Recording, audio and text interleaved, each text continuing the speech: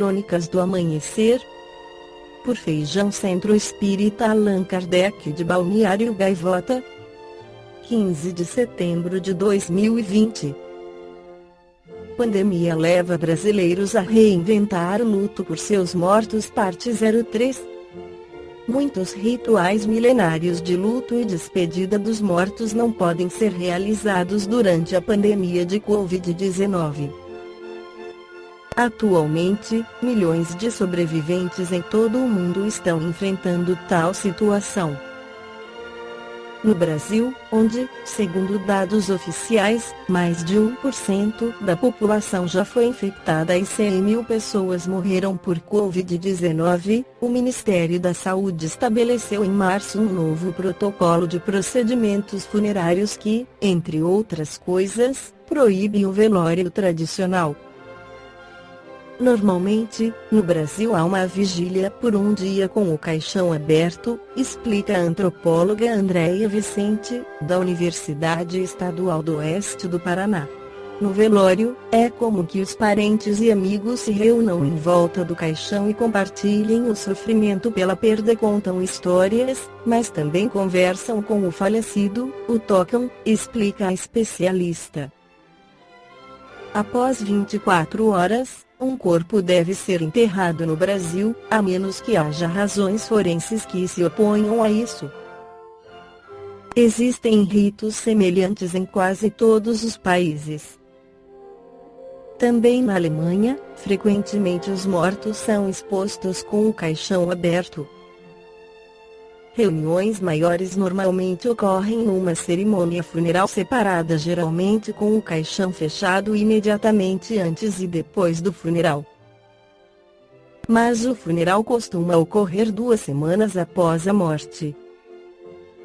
A data em que esses elementos ocorrem é irrelevante, segundo a psicóloga e consultora em questões de luto Elaine Alves.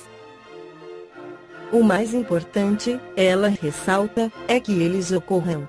Ver o cadáver, perceber que o ente querido não reage nem às palavras nem ao toque, tudo isso ajuda a realmente perceber a morte.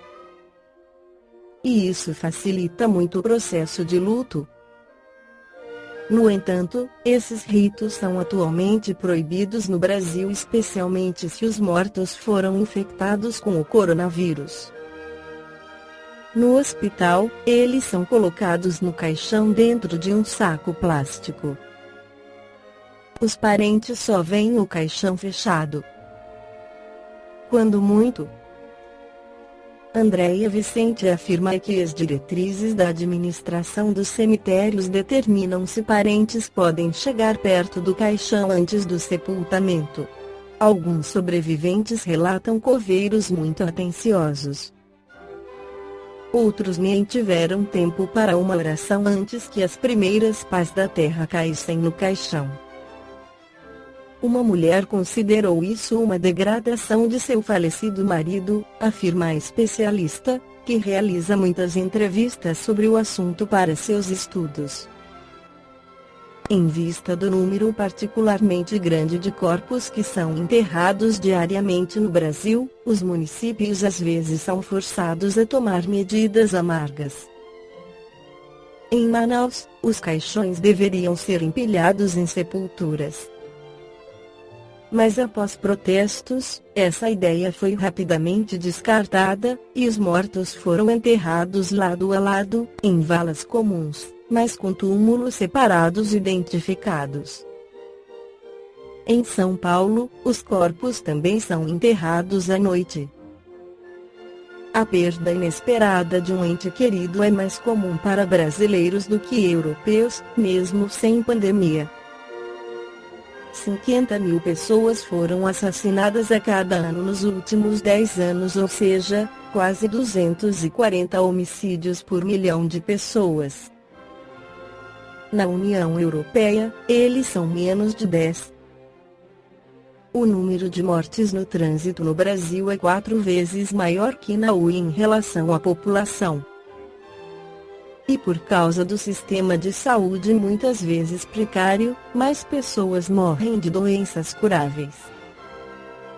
Isso afeta em particular as camadas mais pobres da população, nas quais a Covid-19 também reivindica um número desproporcional de fatalidades. No entanto, a psicóloga Elaine Alves não acredita que isso crie certa rotina para lidar com a morte. A morte é algo a que ninguém se acostuma. Cada morte e cada sofrimento são individuais, especialmente em se tratando de parentes próximos ou amigos, diz. A antropóloga Andréia Vicente concorda.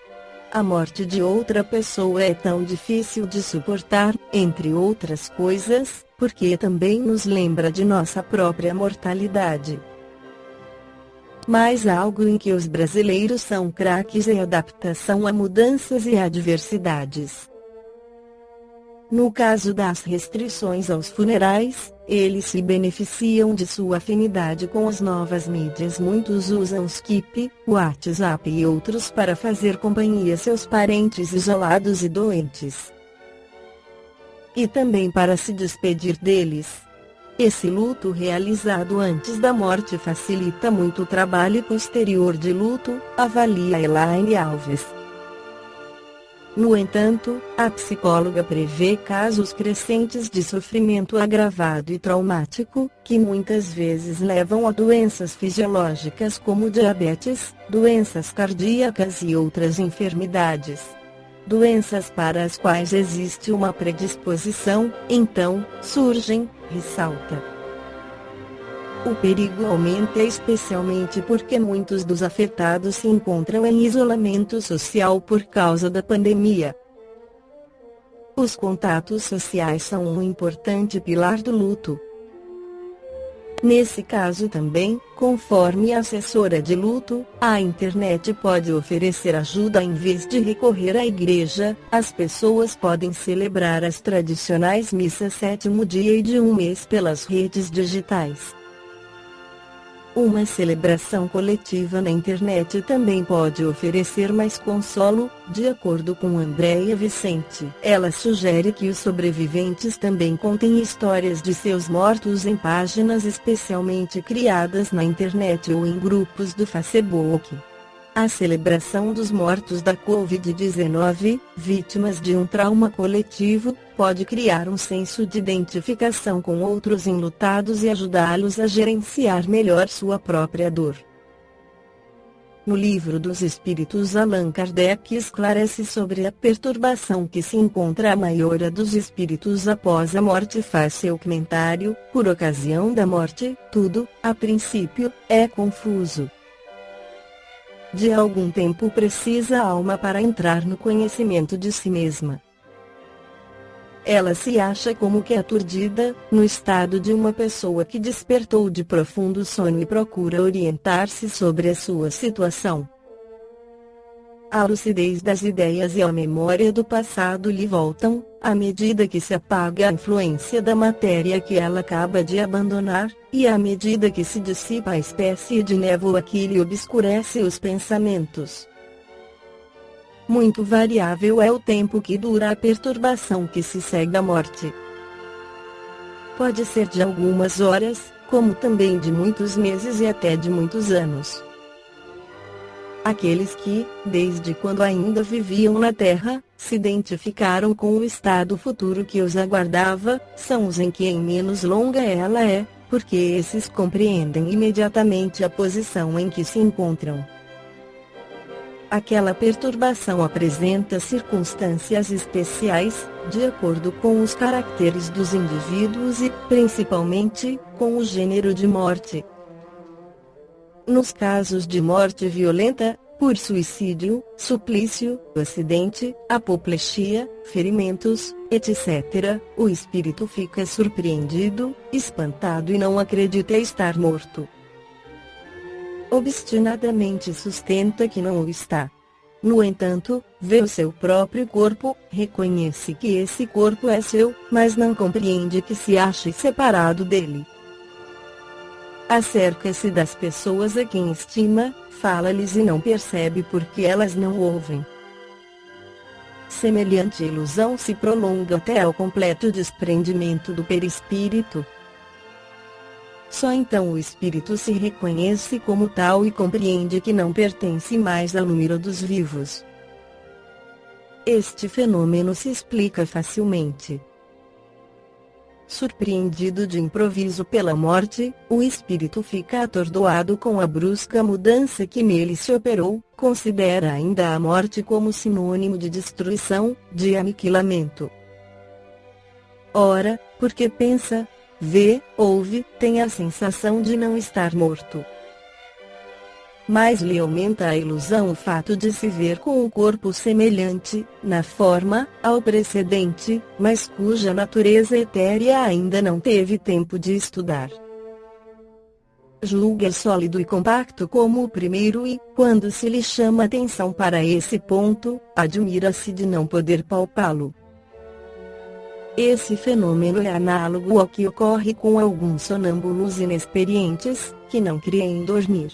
É que têm sono por sinônimo de suspensão das faculdades. Ora, como pensam livremente veem, julgam naturalmente que não dormem.